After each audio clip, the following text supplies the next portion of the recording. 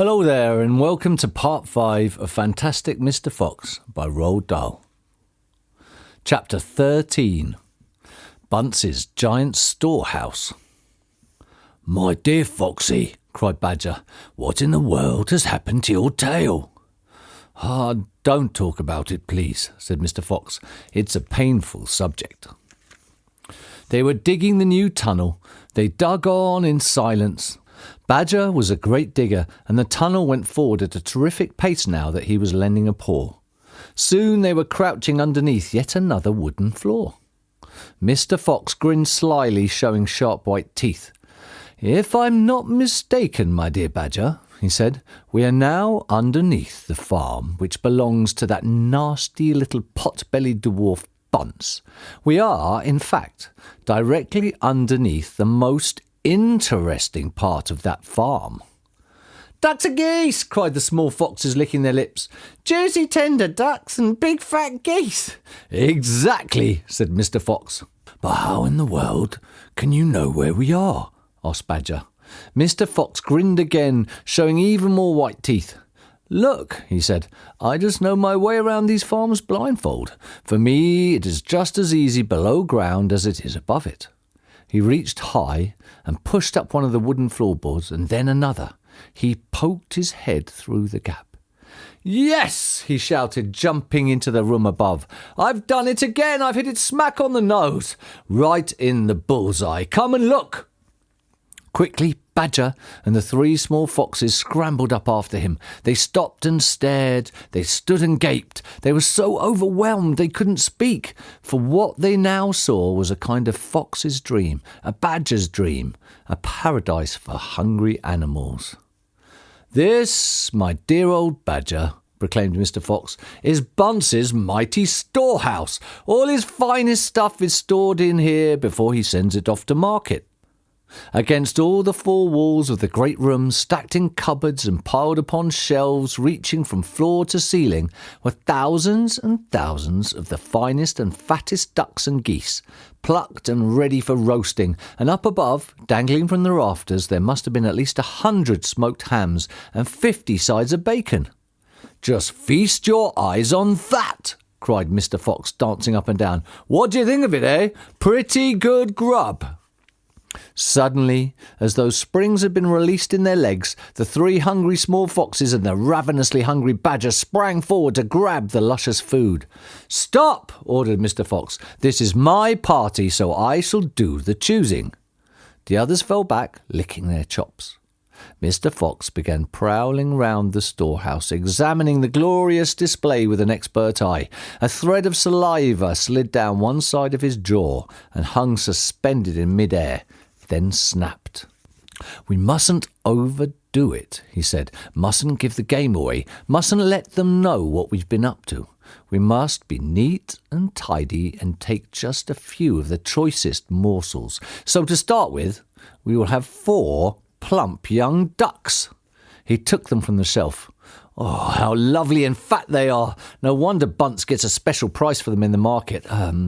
All right, Badger, lend me a hand to get them down. You children can help as well. There we go. Goodness me, look how your mouths are watering. And now I think we'd better have a few geese. 3 will be quite enough. We'll take the biggest. Oh my, you'll never see finer geese than this in a king's kitchen. Gently does it. That's the way. And what about a couple of nice smoked hams? I adore smoked ham, don't you, Badger? Fetch me that step-ladder, will you please?" Mr. Fox climbed up the ladder and handed down 3 magnificent hams. "And do you like bacon, Badger?" "I'm mad about bacon," cried Badger, dancing with excitement. "Let's have a side of bacon. That big one up there."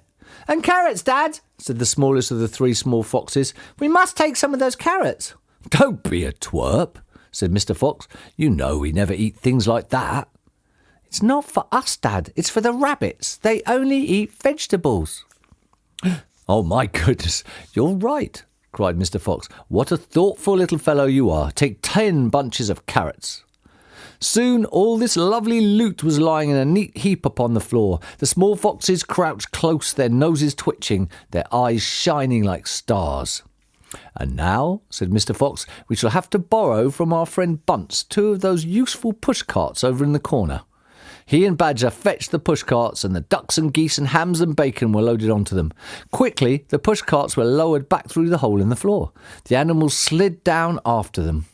Back in the tunnel, Mr. Fox again pulled the floorboards very carefully into place so no one could see they'd been moved. "My darlings," he said, pointing to 2 of the 3 small foxes, "take a cart each and run back as fast as you can to your mother. Give her my love and tell her we are having guests for dinner. The badgers, the moles, the rabbits and the weasels. Tell her it must be a truly great feast. And tell her the rest of us will be home as soon as we've done one more little job."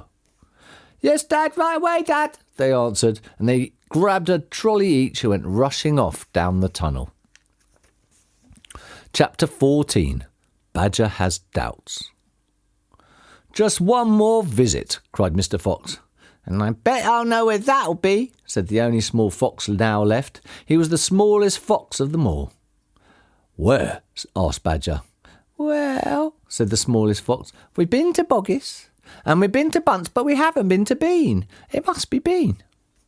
"You are right," said Mr. Fox, "but what you don't know is which part of Bean's place we are about to visit." "Which?" they both said together. "Aha!" said Mr. Fox. "Just you wait and see." They were digging as they talked. The tunnel was going forward fast. Suddenly Badger said, "Doesn't this worry you just a little bit, Foxy?" "Worry me?" said Mr. Fox. "What?" "All this stealing." Mr. Fox stopped digging and stared at Badger as though he'd gone completely dotty.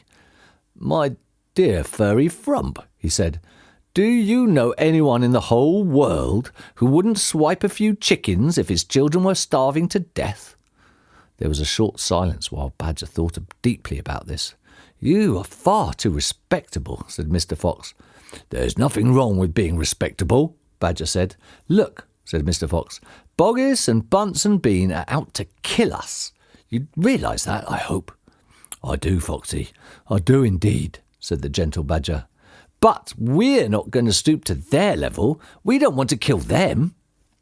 I should hope not indeed," said Badger. "We wouldn't dream of it," said Mr. Fox. "We shall simply take a little food here and there to keep us and our families alive, right?" "I suppose we'll have to," said Badger. "If they want to be horrible, let them," said Mr. Fox. "We down here are decent, peace-loving people." Badger laid his head on one side and smiled at Mr. Fox. "Foxy," he said, "I love you."